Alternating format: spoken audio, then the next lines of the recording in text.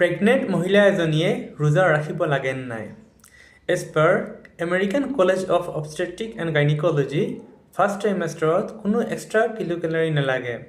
Second ট্ৰাইমেষ্টাৰত 350 kilocalorie extra লাগে আৰু থাৰ্ড ট্ৰাইমেষ্টাৰত 450 কিলো কেলৰি এক্সট্ৰা লাগে বাচ্চাৰ বেটাৰ গ্ৰ'থৰ কাৰণে।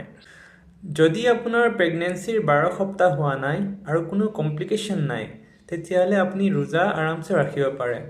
আৰু যদি 12 সপ্তাহ পাৰ হৈছে, তেতিয়াহ'লে আপুনি স্কিপ কৰিব পাৰে।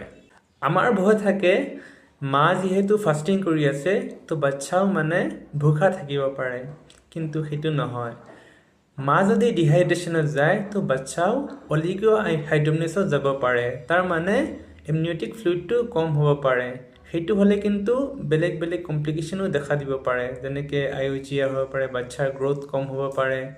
এজ পাৰ ইছলাম, আপুনি যদি প্ৰেগনেণ্ট হৈ আছে বা ব্ৰেষ্ট ফিডিং কৰাই আছে, আপুনি ৰোজা স্কিপ কৰিব পাৰে। আৰু এই ৰোজাখিনি যেতিয়া আপোনাৰ ব্ৰেষ্ট ফিডিং শেষ হ'ব, পাছলৈ আপুনি ৰাখিব পাৰে। ধন্যবাদ।